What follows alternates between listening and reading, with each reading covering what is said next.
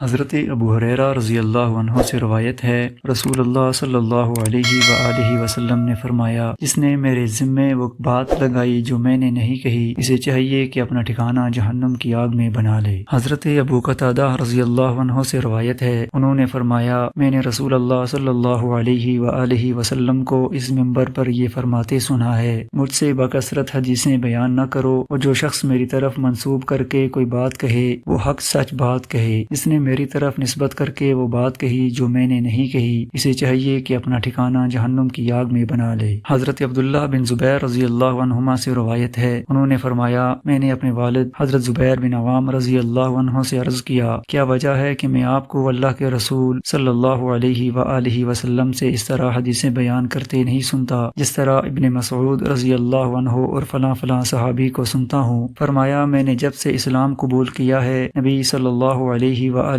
وسلم سے آپ کی وفات تک کبھی جدا نہیں ہوا، لیکن میں نے آپ صلی اللہ علیہ وآلہ وسلم سے ایک کلمہ سنا ہے جس کی وجہ سے روایت حدیث سے اجتناب کرتا ہوں۔ آپ صلی اللہ علیہ وآلہ وسلم فرماتے تھے، جس نے مجھ پر قصداً جھوٹ بولا اسے چاہیے کہ اپنا ٹھکانہ جہنم کی آگ میں بنا لے۔ حضرت ابو سعید رضی اللہ عنہ سے روایت ہے، رسول اللہ صلی اللہ علیہ وآلہ وسلم نے فرمایا، جس نے مجھ پر قصداً جھوٹ بولا اسے چاہیے کہ اپنا ٹھکانہ آگ میں بنا لے۔ حضرت علی رضی اللہ عنہ سے روایت ہے، نبی صلی اللہ علیہ وآلہ وسلم نے فرمایا، جس شخص نے میری طرف نسبت کر کے کوئی حدیث بیان کی حالانکہ اس کے خیال میں وہ جھوٹ ہے تو وہ بھی دو جھوٹوں میں سے ایک جھوٹا ہے۔ حضرت سمرہ بن جندب رضی اللہ عنہ سے روایت ہے، نبی صلی اللہ علیہ وآلہ وسلم نے فرمایا، جو شخص مجھ سے کوئی حدیث بیان کرتا ہے اور اس کے خیال میں وہ جھوٹ ہے، وہ بھی جھوٹ بولنے والے دو افراد میں سے ایک ہے۔ حضرت علی رضی اللہ عنہ سے روایت ہے، نبی صلی اللہ علیہ وآلہ وسلم نے فرمایا، جو شخص مجھ سے کوئی حدیث روایت کرتا ہے اور اس کے علم کے مطابق وہ جھوٹ ہے تو وہ بھی جھوٹ بولنے والے دو افراد میں سے ایک ہے۔ محمد بن عبداللہ بیان کرتے ہیں کہ ہمیں جناب حسن بن موسیٰ نے شعبہ سے حضرت سمرہ بن جندب رضی اللہ عنہ کی مثل حدیث بیان کی۔ حضرت مغیرہ بن شعبہ رضی اللہ عنہ سے روایت ہے، رسول اللہ صلی اللہ علیہ وآلہ وسلم نے فرمایا، جو شخص میری طرف منسوب کر کے کوئی حدیث بیان کرتا ہے اور اس کے علم کے مطابق وہ جھوٹ ہے تو وہ بھی جھوٹ بولنے والے دو افراد میں سے ایک ہے۔ حضرت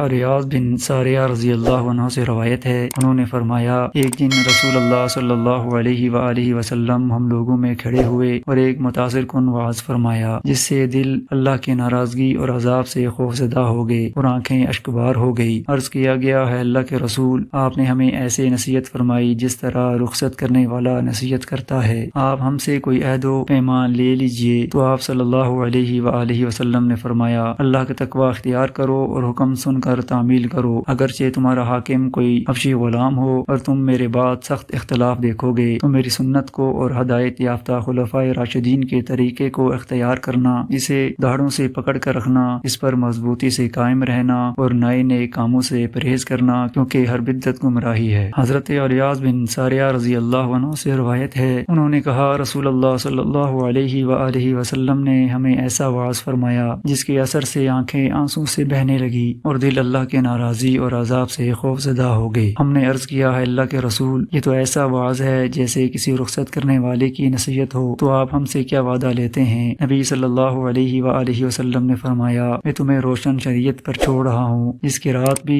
دن کی طرح روشن ہے، میرے بعد وہی شخص کجروی اختیار کرے گا جو ہلاک ہونے والا ہے، تم میں سے کوئی زندہ رہے گا وہ جلد بہت اختلاف دیکھے گا، لہٰذا تمہیں میری سنت اور ہدایت یافتہ خلفائے راشدین کا جو طریقہ معلوم ہو اس کو اختیار کرنا، اسے داڑھوں کے ساتھ مضبوطی سے پکڑنا اور امیر کی اطاعت کو لازم پکڑنا، اگرچہ وہ حبشی غلام ہو، کیونکہ مومن تو نکیل والے اونٹ کی طرح ہوتا ہے، جہاں لے جایا جائے چلا جاتا ہے۔